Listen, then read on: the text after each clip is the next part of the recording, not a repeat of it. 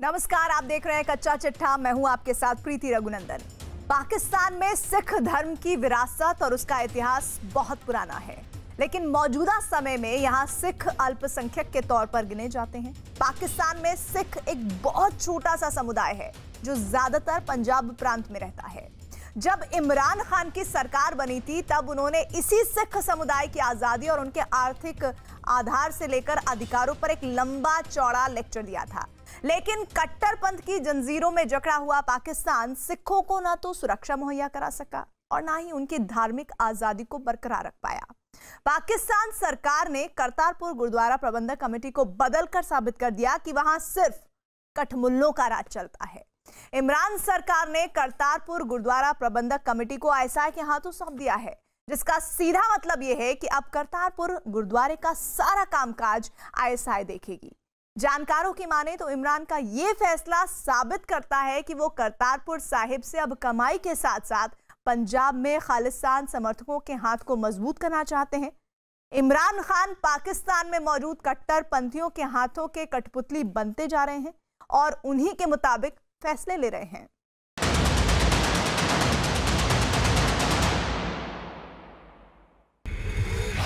करतारपुर पर इमरान के पाखंड का पर्दाफाश।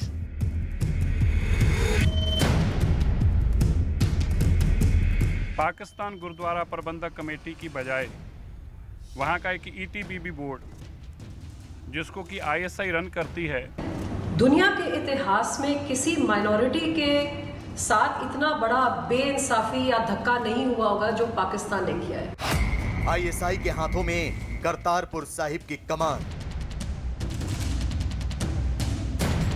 पाकिस्तान में, बांग्लादेश में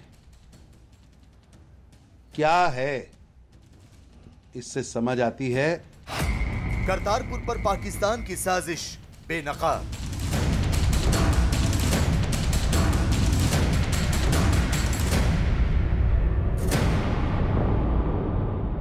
आपके दिल से दुआएं निकलती है कि आपको मौका मिला यहाँ आने का। 9 नवंबर 2019 को पाकिस्तान ने करतारपुर कॉरिडोर खोला था। बिना वीजा के भारत के सिख श्रद्धालुओं को यहां आने की इजाजत दी थी। इमरान खान ने उस वक्त कहा था कि एक नेता को वोट के लिए मजहब के नाम पर नफरत नहीं फैलाना चाहिए। इमरान खान ने करतारपुर कॉरिडोर के बहाने कश्मीर राग भी अलापा था। 27 अक्टूबर 1947 एक ऐसा दिन था जब हिंदुस्तान ने कश्मीर के ऊपर कब्जा किया। इमरान ने दुनिया के सामने ये जाहिर करने की कोशिश की थी कि उनके मुल्क में अल्पसंख्यकों के हितों की रक्षा होती है। पाकिस्तान सभी धर्मों के लोगों का सम्मान करता है। ये दुनिया की सिख बरादरी का मदीना है और मुझे इसलिए खुशी है आपकी खुशी देख के। जिस तरह मैं आप सबको देख रहा हूं, आपके दिल से दुआएं निकलती है कि आपको मौका मिला यहाँ आने का, और मैं फिर से इसलिए अपनी गवर्नमेंट का, जिस तरह उन्होंने मेहनत की, इसको कामयाब करने के लिए। पाकिस्तान की कथनी और करनी में हमेशा से अंतर रहा है। वहां के हुक्मरान अपने फैसले पलटने में देर नहीं लगाते, तो इमरान खान ने भी वैसा ही कुछ किया। इमरान खान ने सिखों के सबसे पवित्र धार्मिक स्थल करतारपुर साहिब पर ऐसा यू टर्न मारा कि उनके सिख प्रेम की असलियत दुनिया के सामने आ गई। दरअसल पाकिस्तान की इमरान सरकार ने करतारपुर साहिब गुरुद्वारे के रखरखाव की समिति बदल दी। इमरान सरकार ने पाकिस्तान सिख गुरुद्वारा प्रबंधक समिति को हटा दिया। करतारपुर साहिब गुरुद्वारे के रखरखाव की जिम्मेदारी प्रोजेक्ट मैनेजमेंट यूनिट को सौंपी गई है। प्रोजेक्ट मैनेजमेंट यूनिट में कोई भी सदस्य सिख नहीं है। तो आपको बता दें कि इस प्रोजेक्ट मैनेजमेंट यूनिट का संबंध आईएसआई से है। करतारपुर साहिब का जो प्रबंधन था, जो सिखों की कमेटी बनाई गई थी, उससे छीन के अब एक कठमुल्लों की एक कमेटी बना के उसके हवाले कर दिया गया है। हालांकि जो सिखों की कमेटी थी उसमें भी एक खालिस्तानी था जो वहीं रहता है पंजाब में और आईएसआई का बाकायदा गुरगा है, लेकिन अब तो सिख उसमें कोई रह ही नहीं गया। कल तक आस्था को औजार बनाकर भावनाओं के साथ खेलने वाले इमरान खान की पोल खुल चुकी है। पूरी दुनिया को पता लग चुका है कि पाकिस्तान में कट्टरपंथियों की जमात कितनी प्रभावशाली है। वरना इमरान खान करतारपुर साहिब गुरुद्वारा का प्रबंधन सिख गुरुद्वारा प्रबंधक समिति से छीनकर आईएसआई के हाथों न सौंप। वही आईएसआई जो पाकिस्तान में अल्पसंख्यकों पर अत्याचार में कट्टरपंथियों के हाथ मजबूत करती है। दरअसल करतारपुर गुरुद्वारे का प्रबंधन जिस प्रोजेक्ट मैनेजमेंट यूनिट को सौंपा गया है वो ईटीपीबी को रिपोर्ट करती है। ईटीपीबी यानी इवैक्यूई ट्रस्ट प्रॉपर्टी बोर्ड को पूरे तरीके से पाकिस्तान की खुफिया एजेंसी आईएसआई कंट्रोल करती है। मतलब ये कि इमरान खान सरकार अब गुरुद्वारे से भी पैसा कमाने की जुगत भिड़ा रही है। यही नहीं, नए प्रबंधन बोर्ड का आईएसआई से कितना गहरा संबंध है इसका अंदाजा इसी से लगाया जा सकता है कि इसके पहले अध्यक्ष आईएसआई चीफ जावेद नासिर को बनाया गया था, जबकि अब करतारपुर गुरुद्वारा प्रबंधन समिति का चीफ मोहम्मद तारिक को बनाया गया है। गुरुद्वारे के रखरखाव के लिए बनाई गई नई प्रबंधन समिति में 9 सदस्य हैं, लेकिन इसमें एक भी सिख सदस्य नहीं है। पूरी दुनिया पाकिस्तान के तौर तरीके को देख रही है। वहाँ सत्ता का सैन्यीकरण होता था, पहली बार संस्कृति को भी का सैन्यीकरण हो गया है। और मुझे लगता है कि कोई धर्मनिरपेक्षतावादी या धार्मिक व्यक्ति ऐसा अपराध नहीं कर सकता। उसकी जितनी निंदा हो वो कम है, लेकिन मैं मानता हूँ कि दुनिया के बाकी देश भी इस बारे में अपनी राय जरूर देंगे। सिख धर्म के बारे में क्या जानते हैं, मर्यादा के बारे में क्या जानते हैं, एक गुरुद्वारे की सेवा संभाल को करने में कैसे वो लोग करेंगे। मैं हैरान हूं कि पाकिस्तान सरकार एक माइनॉरिटी के साथ इस हद तक धक्का कर रही है। मैं सख्त शब्दों में इसको कंडेम करती हूँ, इसकी निंदा करती हूँ और यही उनको कहना चाहूंगी कि आपके भी धार्मिक स्थान दूसरे देशों में है। जी आपके साथ कुछ ऐसा किया जाता तो आपको क्या महसूस होता। दरअसल सत्ता में आने के कुछ दिनों बाद ही पाकिस्तान के वजीर आजम इमरान खान ने अचानक करतारपुर कॉरिडोर को खोलने की बात कही थी। तभी से इस बात की आशंका जताई जा रही थी कि पाकिस्तान इस करतारपुर कॉरिडोर के जरिए पंजाब में अलगाववादी भावनाओं को भड़काने की साजिश रच रहा है। अब करतारपुर साहिब का प्रबंधन सिख समुदाय से छीनकर आईएसआई से ताल्लुक रखने वाले संगठन को देने के फैसले ने इस शक को बहुत हद तक पुख्ता कर दिया है। बहुत मुमकिन है कि पाकिस्तान अब करतारपुर कॉरिडोर के जरिए खालिस्तान समर्थकों का इस्तेमाल करे और पंजाब का माहौल बिगाड़ने की कोशिश करे। नवा नोटिफिकेशन है जिहदे विच श्री करतारपुर साहिब के सारे प्रोजेक्ट का जिहड़ा कंट्रोल है वो एक नवी बॉडी को दिता गया जिहदे विच एक भी सिख कोई शामिल नहीं है। बहुत ही मंदभागा और मैं समझदा कि घट गिनती सिखां दे नाल एक बहुत बड़ा धक्का, बहुत बड़ी बेइंसाफी है। आज श्रोमणी गुरुद्वारा प्रबंधक कमेटी जो हमारी सिरमौर संस्था है उन्होंने इसके ऊपर स्ट्रॉन्ग रिएक्शन दिया। रिएक्ट करते हुए आज उन्होंने हमारे हाई कमीशन ऑफ पाकिस्तान को भी और विदेश मंत्रालय को भी चिट्ठी दी, जो मैंने आज यहाँ विदेश मंत्रालय को हैंडओवर की है। या तो हमारा 2 दिन के अंदर अंदर इस मसले का निपटारा किया जाए, तुरंत दोबारा कैबिनेट बुलाई जाए और हमारा ये ऑर्डर कैंसिल किया जाए, नहीं तो हम मजबूर हो जाएंगे हम सड़कों पर उतरने के लिए। करतारपुर गुरुद्वारे का प्रबंधन अप्रत्यक्ष तौर पर आईएसआई को सौंपे जाने का भारत के सिख संगठनों ने विरोध किया है। भारत में पाकिस्तान के उच्चायोग को सिख संगठनों ने चिट्ठी लिखकर आपत्ति दर्ज कराई है। यही नहीं, भारत सरकार के विदेश मंत्रालय ने भी इमरान खान के फैसले का विरोध किया है। भारत ने फैसला वापस लेने को कहा है। भारत ने पाकिस्तान के फैसले को गलत बताया है, फैसले को कॉरिडोर की भावना के खिलाफ बताया है। वो सिख के सेंटिमेंट्स को वेज बना करके इंडिया की बंटवारा के लिए उन्होंने ये कार्रवाई की। और इसके तहत आपने देखा होगा जब ये बात चल रही थी, कॉरिडोर बन रहा था, जब ये खुला था कॉरिडोर, उस समय भी कैसे कैसे पोस्टरें लगी, किस तरह से खालिस्तानी लीडर्स वहाँ पर दिखाई दिए। फिलहाल कोरोना महामारी के चलते करतारपुर कॉरिडोर बंद है, लेकिन जब इस कॉरिडोर को खोला गया था तब पाकिस्तान हर साल इससे 258 करोड़ रुपए कमाना चाहता था। तब भी भारत ने इसका कड़ा विरोध किया था। लेकिन अब इस गुरुद्वारे का प्रबंधन आईएसआई को सौंपकर पाकिस्तान ने साफ कर दिया है कि उसके इरादे क्या हैं। वो सिर्फ इससे पैसे ही नहीं कमाना चाहता, बल्कि अपने भारत विरोधी एजेंडे को भी धार देना चाहता है। 30 नवंबर को गुरु नानक देव जी की 551वीं जयंती से पहले पाकिस्तान ने एक बार फिर अपनी बदनीयती का सबूत पेश किया है। इस्लामिक कट्टरपंथी उन्होंने बहुत बड़े पैमाने पर विरोध किया था। उनका था इसकी जरूरत नहीं है और इसको जैसा है वैसे रहने दिया जाए, लेकिन उस वक्त बात दूसरी थी और फौज और उनको उम्मीद थी कि भारत से शायद कुछ कंसेशन मिलेगा, इसलिए उन्होंने उसको कर दिया था। लेकिन अब तो शुद्ध रूप से उसको फौज के हवाले कर दिया गया है और उसमें कट्टरपंथियों की मनमानी चलेगी। पाकिस्तान कट्टरपंथ, जिहाद और आतंक को आत्मसात कर चुका है। पाकिस्तान में इस्लाम के अलावा किसी दूसरे मजहब को आजादी नहीं। अल्पसंख्यकों के अधिकारों की बात तो छोड़िए, उनकी आस्था पर भी पाकिस्तान की सरकार ने कट्टरपंथ की बेड़ियां डाल रखी हैं। इन हालात में भी अगर इमरान खान ये कहते हैं कि उनके देश में धार्मिक आजादी और अल्पसंख्यकों की सुरक्षा का ध्यान रखा जाता है, तो इससे बड़ा मजाक शायद ही कोई।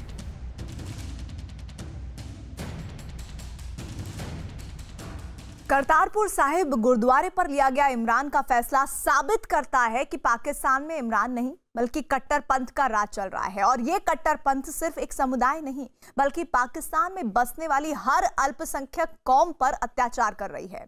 कट्टरपंथियों के हौसले इतने बुलंद हो गए हैं कि वो पाकिस्तान में हर रोज हिंदुओं के मंदिरों पर हमला कर रहे हैं। लेकिन इस बार तो कट्टरपंथियों ने हद ही कर दी।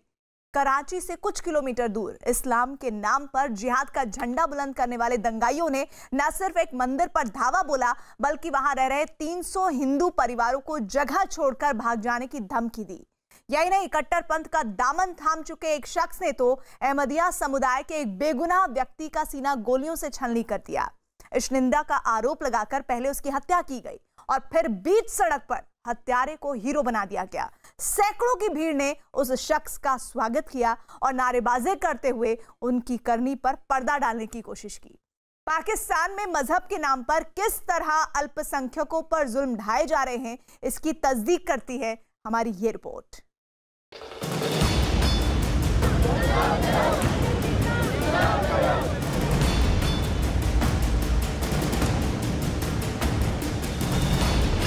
पाकिस्तान में आस्था पर आक्रमण,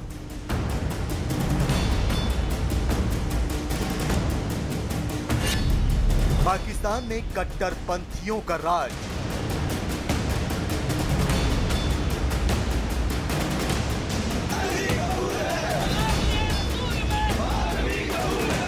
मैंने कहा ठीक है बनाओ तुम मंदिर, अगर तुम मंदिर बनाओगे तो पाकिस्तानी कौम और गैरतमंद कौम ये तुम्हारी गर्दनें काट कर मंदिर के बाहर फिरने वाले कुत्तों के सामने रख देंगे। अल्पसंख्यकों का नर्क बना आतंकिस्तान।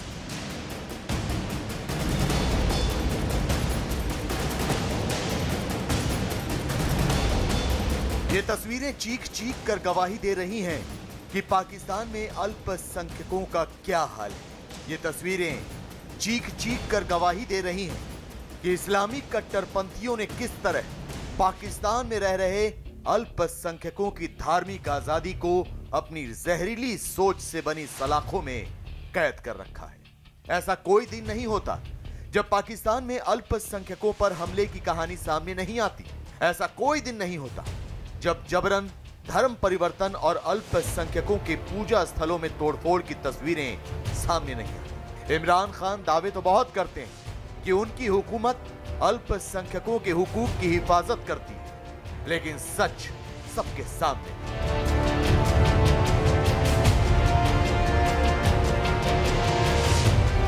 पाकिस्तान के कराची में एक बार फिर से हिंदुओं के मंदिर में तोड़फोड़ की घटना सामने आई है।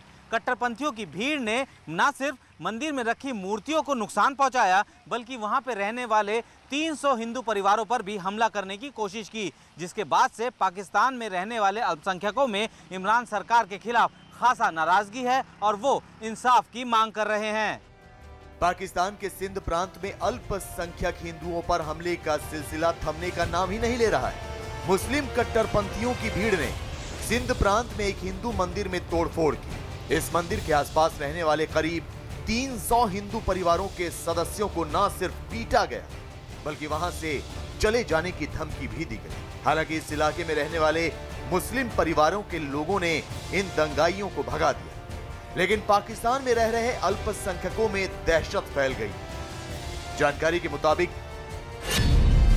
कट्टरपंथियों के हमले में मंदिर में रखी गई 3 मूर्तियां क्षतिग्रस्त हो गई। इस घटना के बाद 60 से अधिक हिंदू परिवार शहर के दूसरे इलाकों में चले गए। कराची के ली मार्केट इलाके में शीतल दास परिसर है, जहां 300 हिंदू परिवार रहते हैं, जबकि इस इलाके में सिर्फ 30 मुस्लिम परिवार रहते हैं। पाकिस्तान के कट्टरपंथी इस इलाके से हिंदुओं को भगाना चाहते हैं। पाकिस्तान के अखबारों में छपी खबरों की माने तो जिस मंदिर में तोड़फोड़ की वारदात को अंजाम दिया गया वो माहेश्वरी समुदाय का मंदिर है। वही माहेश्वरी समुदाय का मंदिर जिस पर इससे पहले भी हमला हो चुका है। तो इस बार कट्टरपंथियों की उग्र भीड़ ने सारी हदें पार कर दी। मंदिर की खिड़कियां और दरवाजे तोड़ दिए गए। मंदिर में रखी मूर्तियों को नुकसान पहुंचाया गया। जिस तरह से सिंध में हिंदुओं पे जो अटैक हो रहे हैं वो ये साबित करना चाहते हैं कि ये सारी जो चीज़ें हैं वो भारत की तरफ से इसको उकसाया जा रहा है और वो वहाँ के लोगों के जो सेंटीमेंट्स हैं उनको भड़का रहे हैं। भारत को इसका एक बड़ा इम्पोर्टेंट और एक बड़ा स्टर्न स्टेटमेंट जारी करना चाहिए। सत्ताधारी पार्टी तहरीके इंसाफ के सांसद लाल महली की माने तो सिंध में अल्पसंख्यकों के साथ भेदभाव बढ़ता जा रहा है। लेकिन ये कहानी सिर्फ सिंध तक सीमित नहीं है, बल्कि पूरा पाकिस्तान कट्टरपंथ की जंजीरों में जकड़ा हुआ है। यकीन नहीं आता तो लाहौर से 20 किलोमीटर दूर खुशबू से आई ये तस्वीरें देखिए। एक शख्स हाथ में बंदूक लिए गोलियां दाग रहा है तो सामने बैठे दूसरे शख्स को मार डालता है।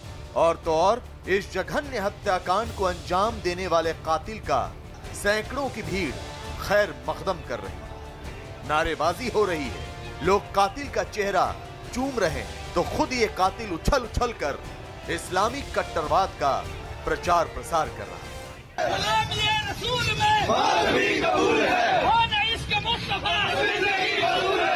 अब आप इस कातिल की जुबानी सुनिए कि उसने एक बेगुनाह की जान आखिर क्यों।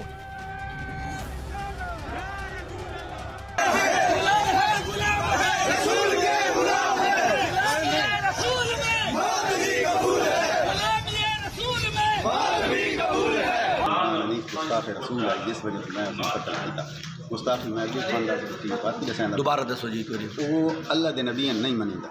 सही है के आखदा उद अल्फाज के हैं उद अल्फाज हैं के नबियां दे पास कुछ नहीं हो बेचारे तुम फर्क पड़ो सुनता न।